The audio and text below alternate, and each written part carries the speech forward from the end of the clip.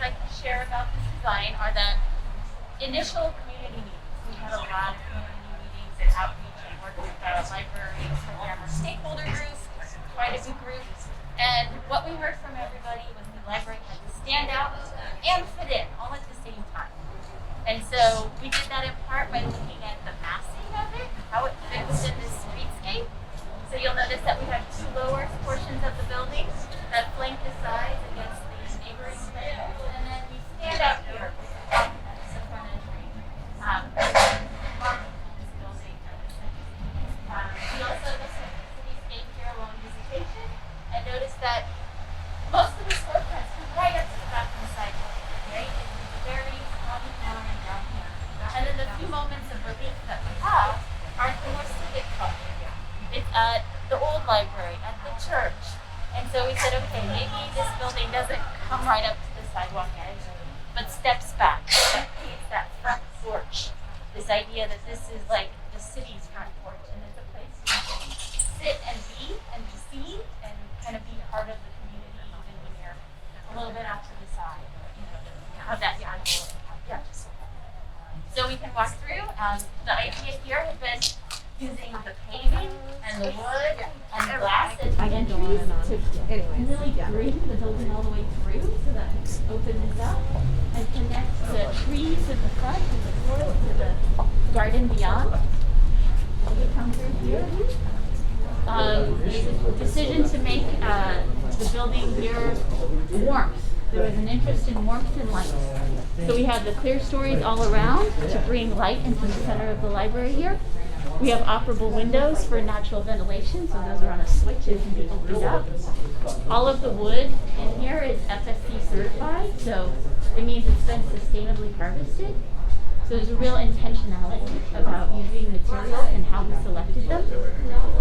The Mission Blue butterflies are represented in this, the city's first public art project, and it is done by Michelle Gutlow, and it is dichromated glass is used here, so that way at night and during the day it keeps up different light, dynamic art display.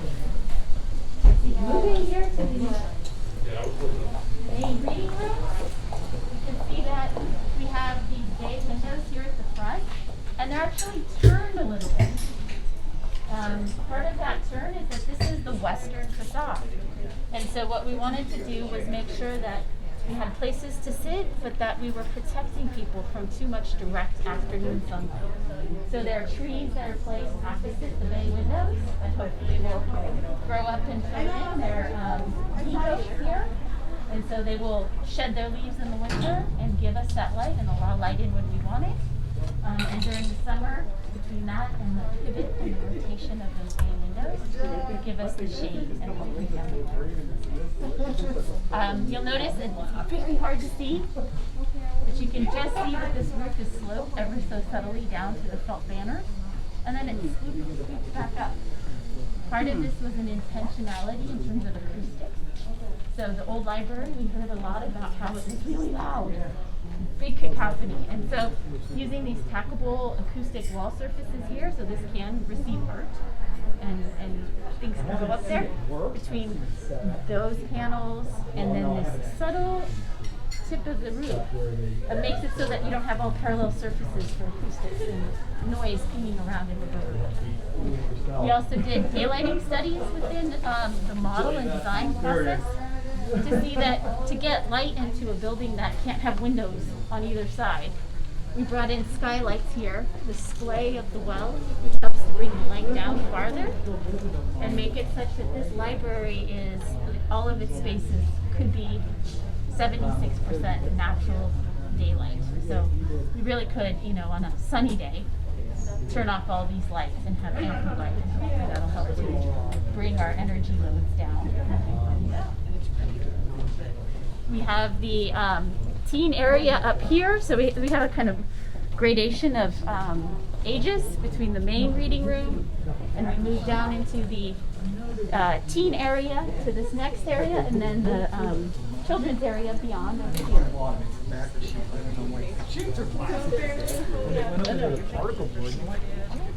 In this area, we have a selection of furniture that allows for a much greater range of sitting, you know, for all the teens. So we have a history room behind here.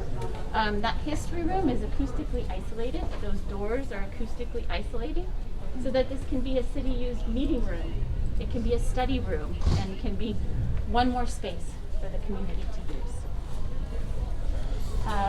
Let's see, that's probably it here. I think one other thing to note is that this whole library portion here, it has radiant heating system. So it has tubes pumping hot water through the slab to heat this space so that the heat is coming from below. It's particularly important when you have big openings to not just blow warm air, but to heat from below. And then it also makes it a comfy floor for kids and people to sit on and engage with in a different way. It's an all-electric building, so there's no gas service on this property, and is prepped and ready to receive photovoltaic panels on the roof when the city's ready to go there. And so that would be very exciting to happen. Up in the front, maybe we'll sweep back over there, is what's called the quiet reading room. Again, we heard a lot about noise in the design process, and what we've learned is that it's harder to keep kids quiet and accommodate that. And it's better to create the small, quiet, warm area where you can shut the door and acoustically isolate. We selected walnut in there, so that way it really does have a more calming feel in the space. And then here as well, the bay window faces not onto a patio with seat and bench, but onto a garden. So you really are in a private world there. Oh, that's lovely. It's the den. Yes. I'm trying to think of the right adjective, but that's really nice.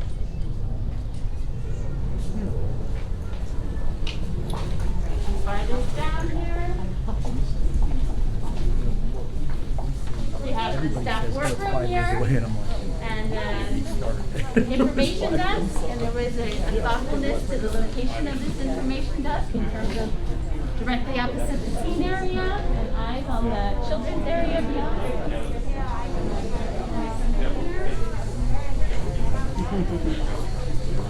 Security for kids was also important. This idea of parents being able to keep an eye on where your kids are, know where they are. So here we really constrain the children's area, making it narrower here. And then there's a private garden outside that is fenced and secure. So this idea that you can sit in a spot and know and keep your eye on a few areas and know your kids aren't going to wander off, just a little bit more secure. Here we have the lower roof that creates a more intimate scale for kids. The padded circular window seats from the outside that evoke this idea of the mission blue butterfly, some butterfly eyes staring out at us. There's the interactive art displays here that bring in the same mission blue butterfly. They use the stars, the city of stars for Brisbane.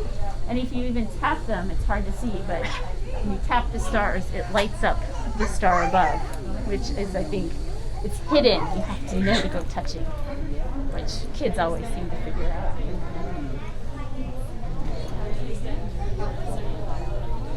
Right now, here before, we're kind of a second just up here. We come out into this garden.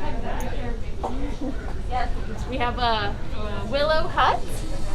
This was made in the Santa Cruz Mountains and brought in to bring in some natural play pieces. So between the hut and putting in rocks and boulders for use in here and imagination play. And then adjacent to our giant 5,000 gallon rainwater cisterns. So this tank is partially submerged. You're not seeing all of it. It goes below grade a couple feet and is capturing all the water from the main reading room here and the main entry. And what that water does is it comes through a filtering process, UV filtration, and is then actually pumped overhead all the way to the bathrooms to flush the toilets.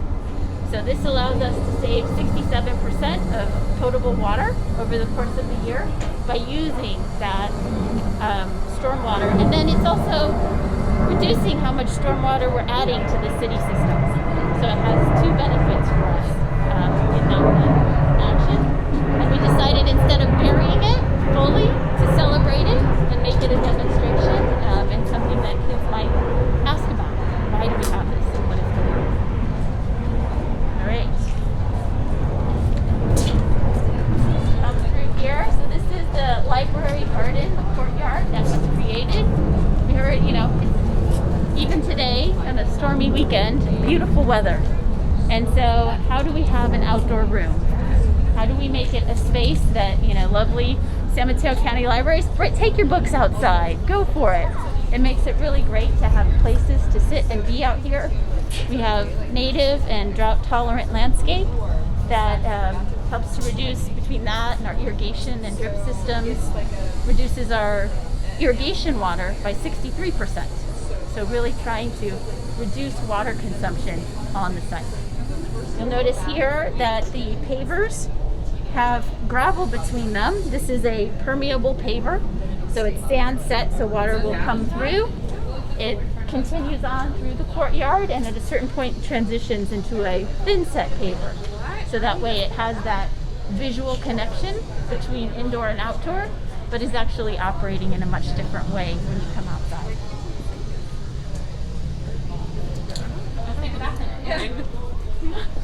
Pretty easy.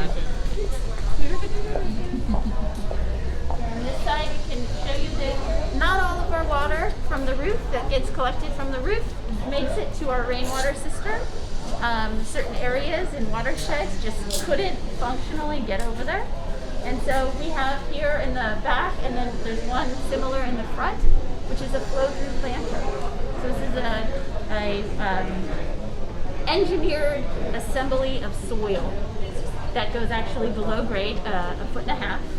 And what it does is it collects all the roof water from over the restrooms, quiet room, and staff workroom. And then it slows the water, cleanses it before it introduces it to the city system. So it really rethinks how water makes it to the city. There's a few other areas of the roofs over here where we just couldn't get there. We couldn't get to a flow-through planter or into the cistern. And so we have on this roof here some water that just goes straight out to the city system. So we really do have 3 versions of stormwater management demonstrated across this site. And part of the design intent here had been this idea that we can have a library, a community room. They can be used simultaneously by the library, or that even after hours, the city could use this room, this community room, as an after-hours event space. And so part of that came down to, on a small site, a tight site, how do we do it? And so what we ended up doing was creating a vestibule over here. And so this is the hinge in this area that really allows all the restrooms to exist in a way that they can either serve the library, the community room, or both. So that space became integral to allowing us the flexibility in how to use the space. This is a mural commissioned by the Friends of the Library. It is by Pacific Eyes, and it really represents the history of Brisbane. It has San Bruno Mountain, which is, of course, the iconic and really community-defining feature.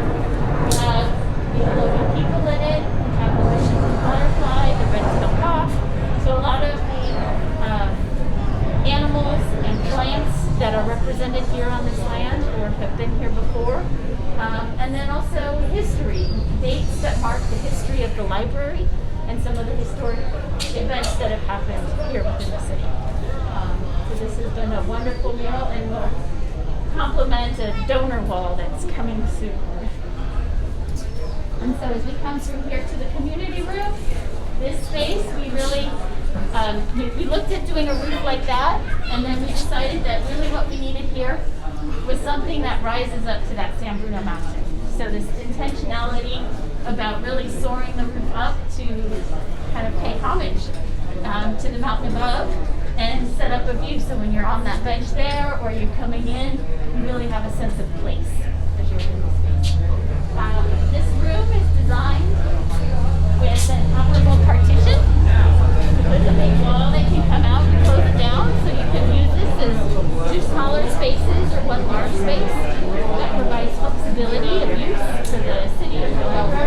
It's a little bit different. We have our 4 outlets everywhere, and then we have a different heating system in this portion that utilizes heat pump system, again all electric, but this area has air conditioning capabilities, so that if you have that big influx of people, you can really modify and adjust for the thermal comfort.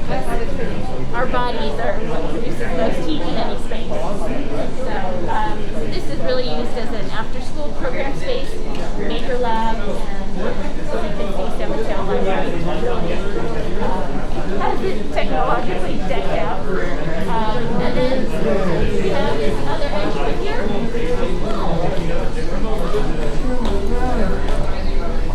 Originally described as our view patio, but just this idea of that, again, that separate entry, so that it just was being used when the main library is closed. You would have a way to greet the community here. And then also, as you have kids in the makerspace or doing a program, just a little bit of a buffer that even if they went out the door, it takes them a little longer to get out. So just that idea of helping to protect and be thoughtful about the kids in this community and how they use the space. Have any questions about the building? What's the total square footage of the library? This library is 7,600 square feet. It's about a little bit less than 3 times the original library. The main floor of the library, not the community room. Does that include the community room space as well? Yeah, so you can have people already. Any other questions? No, but I love it. Oh, great. I love it. I like all the thoughtful pieces, especially with regard to the water and the electricity, the power usage. It's really a lot of clever